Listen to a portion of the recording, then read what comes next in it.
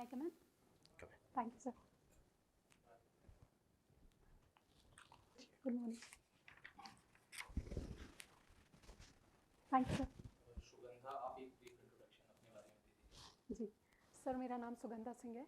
Basically मैं विदिशा से हूँ, पर अभी पढ़ाई के लिए कुछ समय से मैं इंदौर में रह रही हूँ।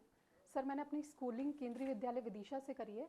10th मैंने 2012 में कंप्लीट करी और उसके बाद 2014 में मैंने अपनी 12th की पढ़ाई कंप्लीट करी। सर देन मेरा 1 साल का ब्रेक है जो मैंने क्लैट के लिए लिया था और उसके बाद सर मैं ग्रेजुएशन के लिए इंदौर आ गई थी। 2020 में मैंने अपनी BLLB की डिग्री कंप्लीट करी DAVV यूनिवर्सिटी से एंड सर 2021 में मैंने इंदौर डिस्ट्रिक्ट कोर्ट से अपनी प्रैक्टिस स्टार्ट कर दी थी। Sir my hobbies are exercise.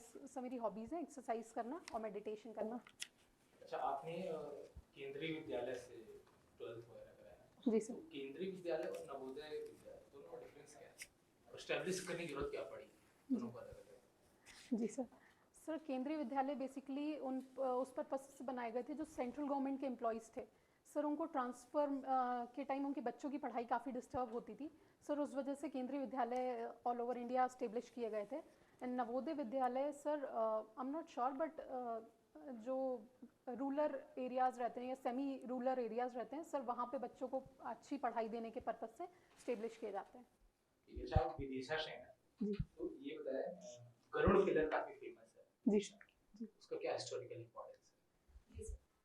Sir ये ग्रीक एम्बेसडर हेलिडोरस द्वारा बनवाया गया था। सर शुंग डायनेस्टी जब विदिशा में राज कर रहे थे सर उस टाइम राजा भागभद्र की कोर्ट में हेलिडोरस आए थे। सर वहाँ पे उन्होंने भागवत के बारे में स्टडी किया एंड वो इतने इम्प्रेस हुए उससे कि सर उन्होंने अपने आप को भागवत धर्म में या हिंदू धर्म में हम जिसे कहते हैं उसमें कन्वर्ट किया और सर उसी के लिए उन्होंने एक सिग्निफिकेंस के तौर पे हेलिडोरस पिलर बनवाया था जो कि सेंटर ऑफ द सिटी में है। सर इसके ऊपर एक गरुड़ पक्षी का भी बना हुआ है। सर ये मेटल पिलर है जो बनवाया गया था उनके द्वारा। अच्छा, ये इंदौर के मेयर कौन है प्रेजेंट में? जी सर श्री पुष्पमित्र भार्गव जी जो हैं वो इंदौर के मेयर हैं। ये वो वाज द क्वेश्चन, अगर हम हिस्ट्री में देखें तो आप अगर ये बता पाए, हिस्ट्री में अगर हम इंडियन हिस्ट्री पढ़ते हैं एंशिएंट, जी who was the Pushyamitra? Sorry sir अभी मैं रिकॉल नहीं कर पा रही हूँ। अच्छा, और ये बताइए, विदिशा से एक बहुत इंपॉर्टेंट रिवर ओरिजिनेट होती है, उसका पता है आप वो किसकी ट्रिब्यूटरी है? सर विदिशा से बेतवा रिवर निकलती है। सर ये यमुना की ट्रिब्यूटरी है जो यूपी ललितपुर के पास जाके यमुना को मिलती है। अच्छा, एमपी की सेकंड लॉन्गेस्ट रिवर है क्या? Yes sir. अच्छा, ठीक है। ये बताइए, करंट में मैं आपसे कुछ पूछता हूँ कि अभी 103 अमेंडमेंट क्या है? जी सर। सर 103rd अमेंडमेंट जो है वो EWS रिजर्वेशन के बारे में बात करता है।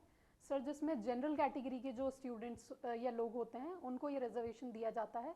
ये इकोनॉमिक बेसिस पर रिजर्वेशन है जो कि 10% रिजर्वेशन की बात करता है। और सर ये इसके लिए कुछ क्राइटेरियाज बताए गए हैं जिसके बेसिस पे ये स्टूडेंट्स को दिया जाता है जो कि गवर्नमेंट एजुकेशन और जॉब के पर्पस में भी दिया जाता है। सर इसमें जो कुछ इनकी रूल्स हैं जो मैं रिकॉल कर पा रही हूँ कुछ इस तरीके से हैं कि आपकी 8 लाख से ऊपर फैमिली इनकम नहीं होनी चाहिए।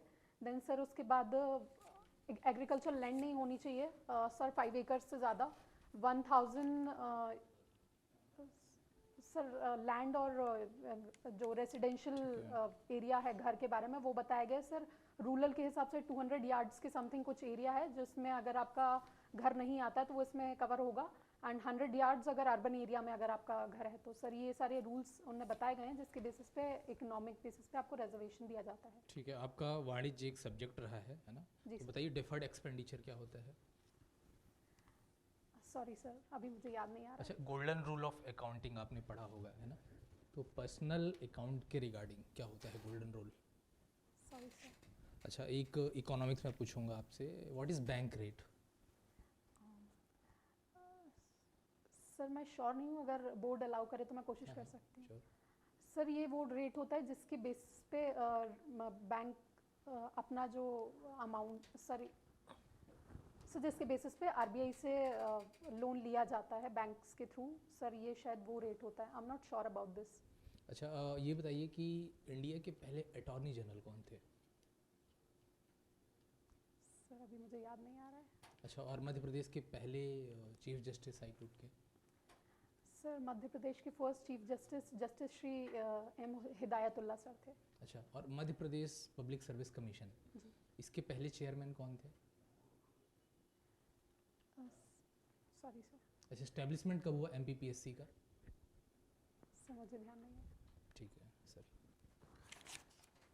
अभी आप प्रैक्टिस कर रहे हैं इंदौर कोर्ट में? जी सर, अभी इंटरव्यू की डेट्स इंडिपेंडेंट कर रहे हैं कि आप साथ में किसी के? सीनियर है मेरे। अच्छा बताइए, लीडिंग क्वेश्चंस क्या होते हैं? सर लीडिंग क्वेश्चंस के प्रोविजन एविडेंस में सेक्शन 140, 141, 142 में दिए गए हैं। सर ये वो क्वेश्चंस हैं जब हम विटनेस को लीड करने के लिए जो हम क्वेश्चंस पूछते हैं जिससे वो आंसर समझ पाए कि इसका आंसर क्या हो सकता है किसी क्वेश्चन का। सर दोज क्वेश्चंस आर हम लीडिंग क्वेश्चंस कंसिडर करते हैं।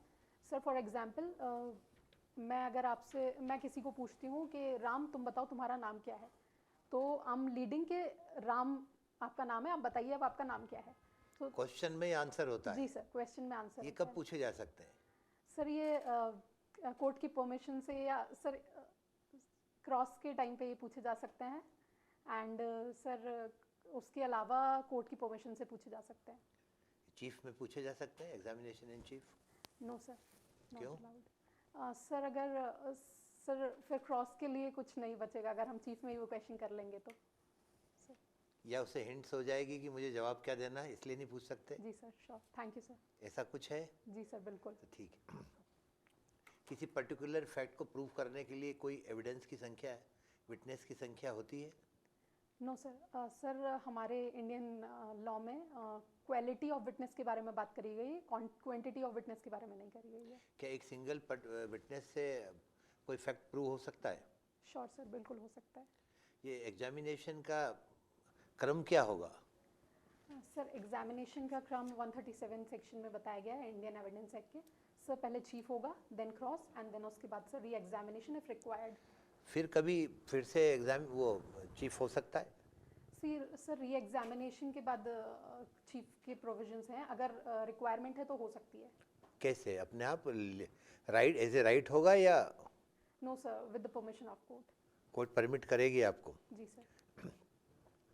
आप एक लेडी हैं तो आप ये बताएं कि सेक्सुअल हैरासमेंट के केस में अगर किसी महिला को, विक्टिम को कंप्लेंट फाइल करना है तो उसकी क्या प्रोसीजर होगी और कहाँ दी गई है और उसकी लिमिटेशन क्या है?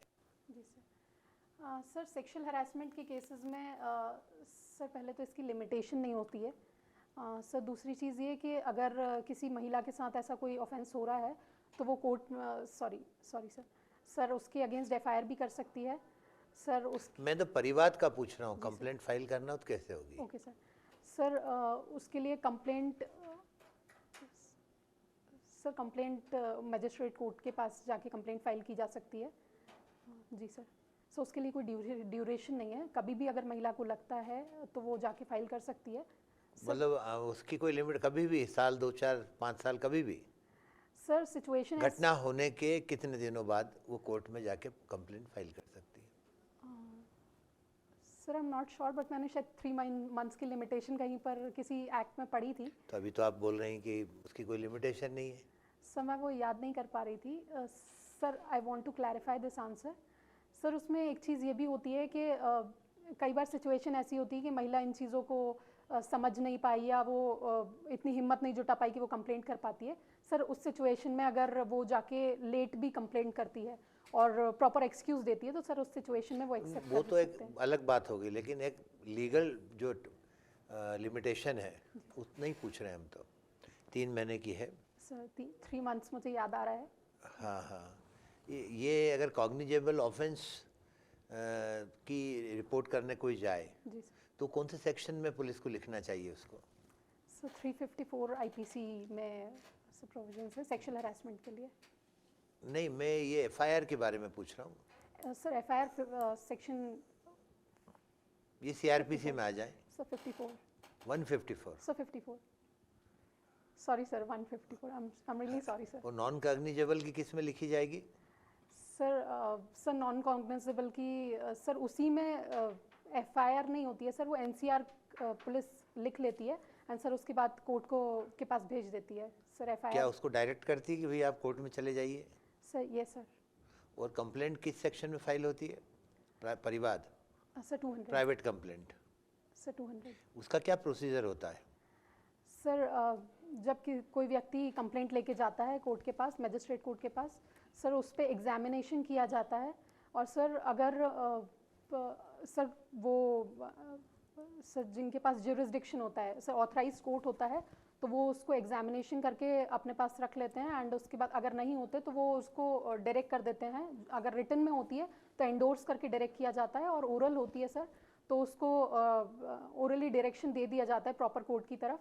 सर उसके बेसिस पे इशू ऑफ प्रोसेस होती है जो सर 201 में बात करी गई है। सर अगर अक्यूज उस लोकेशन में या जुरिसडिक्शन में आए तो सर उसको पोस्टपोन किया जाता है। अगर कोर्ट को लगता है एग्जामिनेशन के बाद कि इसमें कुछ सर मैटर बन रहा है तो सर उसको रजिस्टर कर दिया जाता है, अदरवाइज वो डिसमिस हो जाती है। ठीक है। अच्छा ये बताइए जुडिशियल नोटिस न्यायालय किन किन चीज़ों, जुडिशियल नोटिस होता क्या है सबसे पहले बताएं। सर जुडिशियल नोटिस अगर फॉर एग्जांपल अगर कोर्ट किसी चीज़ के लिए, कोई एविडेंस के लिए, कोई डॉक्यूमेंट के लिए अगर किसी पर्सन को बुलाना चाहता है तो सर वो उसको जुडिशियल नोटिस भेज सकता है या उससे कोई इंक्वायरी। डेफिनेशन क्या होती है, मीनिंग या डेफिनेशन मुझे बताइए जुडिशियल नोटिस की क्या होती है। सॉरी सर मैं डेफिनेशन नहीं Okay. जानती। क्या कोर्ट ऑफ सेशन किसी मामले में कॉग्निजेंस ले सकता है? सर कोर्ट ऑफ सेशन के पास जनरली को डायरेक्ट कॉग्निजेंस का पावर नहीं होता है sir, but as per my knowledge section 199 defamation के जो केसेस होते हैं सीआरपीसी में उसमें डायरेक्ट कॉग्निजेंस। मैंने आपसे डायरेक्ट क्वेश्चन पूछा, क्या कोर्ट ऑफ सेशन कॉग्निजेंस ले सकता है या नहीं, यस और नो? No sir. नहीं ले सकता। नो फिर मैटर कैसे जाएगा उसके पास? सर मैजिस्ट्रेट के थ्रू कमिट होके जाता है। मैं कहूँ कि 193 में डायरेक्ट कॉग्निजेंस लेने से मना किया गया लेकिन कॉग्निजेंस ले सकता है, तो क्या मैं सही कह रहा हूँ? No sir. पढ़िएगा इसको। जी सर। चलिए ये बताइए, जैसे एक बहू है, क्या उसकी सास या उसके ससुर अपनी बहू से मेंटेनेंस का दावा कर सकते हैं as per case law? Provision तो नहीं है। जी सर इसलिए प्रोविजन मैंने नहीं है। केस लॉ आपसे बोला। मैंने इसीलिए इसको क्लेरिफाई किया कि केस लॉ के आधार पर बेसिक क्वेश्चन, तो बताएं कोई है ऐसा कोई judgment? Sir I am not able to recall the judgment right now. अच्छा मुझे एक एग्जांपल दीजिए, कोई व्यक्ति अपनी प्रॉपर्टी के साथ कैसे क्रिमिनल ब्रीच ऑफ ट्रस्ट कर सकता है? एग्जांपल। जी sir. Sir sir give me a second. Yes.